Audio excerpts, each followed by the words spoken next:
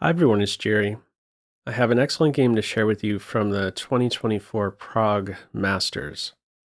On the white end, Gukesh D, playing against Vincent Keymer. Alright, we have a Nimzo-Indian defense. This is the 3 knights variation. Black's preparing to build in the center, now on the dark squares. This guy will soon be exchanged for the knight, so Black's preparing to coordinate with his light square bishop. Okay, white continues here with queen c2. Do note queen a4 check is not winning material. Knight c6 would be there to defend the bishop. And this follow-up d5, trying to take advantage of the pinned knight, white doesn't have enough support for it. Keep in mind this knight on c3 is still pinned. So move 5 here is one step with the queen. Black castles, another pin in the position, knight c6, and white now goes hunting for the dark square bishop, and will get it. Black takes the knight here. If you try and maintain the pin, you're just asking for trouble. This here being the trouble, a trapped bishop.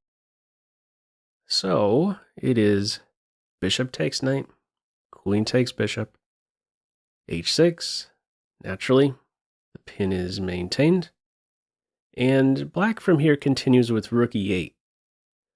Now, another way black can play it is with g5, breaking the pin straight away. Black's approach is to try and play it in a more solid way, I guess we can say, not making this kingside weakness. Do know if g5 is played, best here would be to simply react, go back to g3, and black has a pick from this stage to take the bishop, or hang on to the knight for another move at least.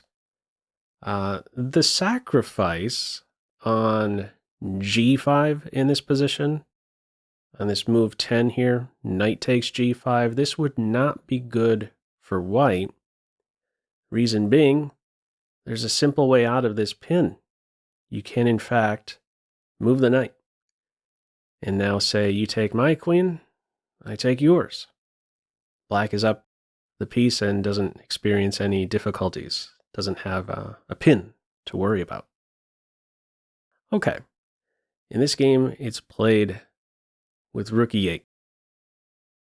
Queenside castles, opposite sides castles game. This last move is preventing the e5 advance.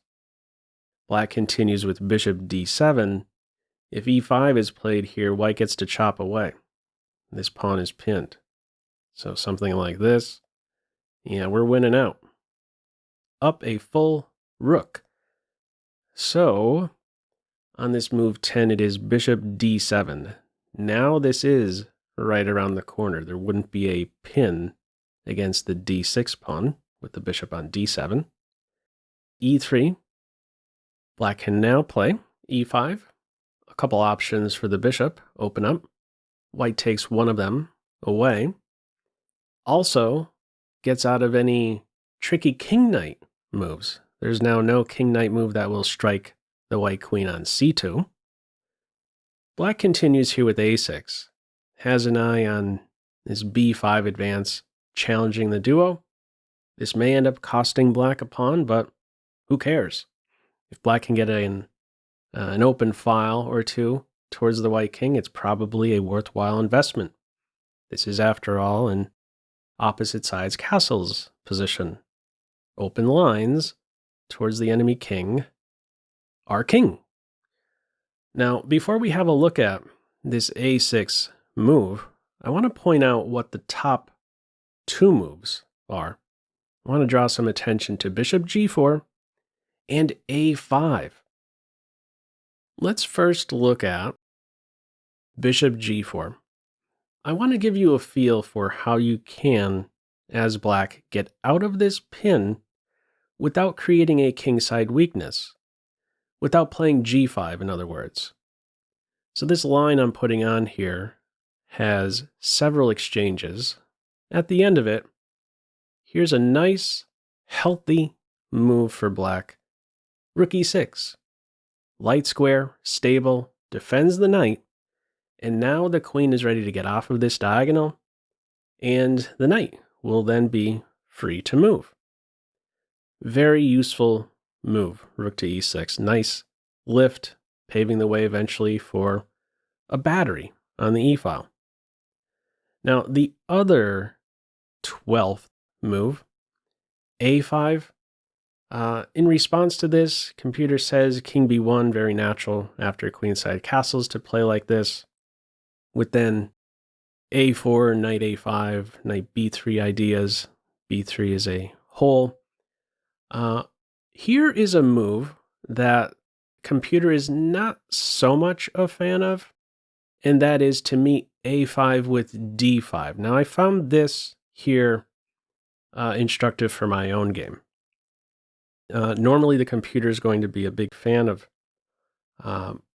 posting a pawn in enemy camp like this. Why is it not so attracted to d5 here? Well, yes, the knight goes back home. If it went to e6, there'd be bishop takes knight. The knight goes back home, yes, but this knight will soon be a best piece for black. It's going to happen really fast. Knight a6, knight c5, and already black would be threatening some bishop a4 move. And still, there's this idea of a4, knight b3 in the air. Okay, in our game, it is a6. Gukesh replies with bishop d3. This is not considered best. Here is where the computer is attracted to d5. Note the difference. Why is d5 appealing here? Well, this guy's on a6. It would interfere with this knight maneuver into c5. It's now going to take a little more time. From here, it likes this idea on the king side. So, a little technical note here that I found, again, instructive for my own game. d5 appealing when the pawn is on a6, not on a5. Okay, in our game, it is bishop d3. Black continues now with g5. The computer says best is to be consistent with move 12, a6, and to go ahead and play b5. From here, it's saying best is bishop e4, and after some capture, some sequence like this, it likes black, in fact, a little bit more. Why is it that black does not play b5 here? I believe black was drawn to the possibility of an eventual fork now that the bishop is on d3. So his plan here is to immediately break this pin. Now, it may be the case that he overlooked something in his calculations with one of these many sharp lines that are right around the corner. Again, it prefers b5 instead of g5. g5 is played in this game. Now, how Gukesh plays from here, he's basically playing like Stockfish for the next 10 moves. The very best move is played 10 moves in a row. Here we go. First, it's pawn captures pawn. If you don't play like this, if you simply react to this threat with, let's say, bishop g3, yeah, you get hit with the fork. So he first captures on e5. Black continues here with knight takes e5. If you take the bishop, this line here, it says it's around even. Not the most attractive kingside structure, but very nice queen post. She is stable. Nice development for black. How it's played in this game is knight takes e5. If pawn captures on e5, here's how white can play. This is where the sacrifice on g5 would work. This is a very irritating pin. You cannot easily get out of this pin. So if you try king g7, here are a couple moves to keep in mind. Rook f1 with f4. If this pawn budges, queen c3 can be an idea. Another pin may be right around the corner. And here's how quickly you can simply lose a piece playing as black if you try to go for something like queen e7, queen e6. Too slow. There's bishop takes knight. And next up, we have a check. And there goes the bishop. Okay, in our game, this capture on e5 is met with knight takes e5. And the follow-up here is knight takes knight. In this position, the sacrifice on g5 does not work. So a big reason for this, the rook on d1 is not as active with this d6 pawn still around. The bishop will not be vulnerable in this line I'm about to share with you. How would this look if white goes in for the sacrifice on g5? Something like this. White tries to pile up on this knight. Black is there. He can, in fact, go into a second pin. Right around the corner is queen e5, breaking the pin and solving black's problems. Queen h4, there's rook h8. Some other try of, let's say, f4 in this position, cutting out queen e5. That's not going to work. There's queen takes pawn, exchanging queens. Black is up the piece. So, at this moment, the sacrifice on g5 not working. In the game, it's knight takes knight. And black continues here with rook takes knight. This turns out to be the losing move. What's best is to take with the pawn. And how would this play out? Here's considered a best line from here, trying to pry open the h-file. Black prevents the opening up of the h-file, but then there's this irritating h5 move, and this bishop will once again return on this diagonal. Maybe pinning the knight, or at a minimum, being irritating to the major pieces. Having an eye on that key d8 square will make life very difficult for black to try and contest this only opened file. Okay, in our game, it is rook takes knight. Pop quiz. How would you continue here? Feel free to pause the video. Okay, best move, f4, really sharp. Dark squares are getting broken down. This bishop not so quick to leave this diagonal. Black's response here is rook c5. Eventually the rook will be kicked off of this fifth rank, and g5 will become that much more vulnerable. If black plays it in a different way, let's say capturing on e3, here's how white can continue. Taking here would be a disaster. Dark square bishop would be a complete animal. Knight g4 is a fancy idea here. There's a counter pin against the bishop now. It likes this sequence here. Kind of interesting to see this move flicked in, bishop h7, attracting the king to a dark square, and then going in for bishop f5. At the end of this, it's clear this guy is probably not as comfortable on a dark square in this resulting position with this guy around. White is winning here. Super active queen at the end of this. Also f7, a bit more vulnerable with the king in the corner. In our game, no rook takes e3, rook c5. White says, get out of there. Kicks him off of the fifth rank. White continues to play like Stockfish here. Rook c6. Pawn takes pawn. Knight g4. Bishop h7 check. And now where to go with the king? Careful where you go. If you go to g7, there's pawn takes pawn check and the queen's a goner. So pretty much down to two options. Black plays to f8 in the game. If he goes to h8, this bishop can come back to e4, target the rook. Note, with the king on h8, knight takes e3 is not an issue for white. There'd be queen c3 check, and the knight's a goner. That's one of the benefits here of flicking in that check first on h7. In the game, it's king f8. Pop quiz. How would you continue here? Feel free to pause the video. Okay. Best move.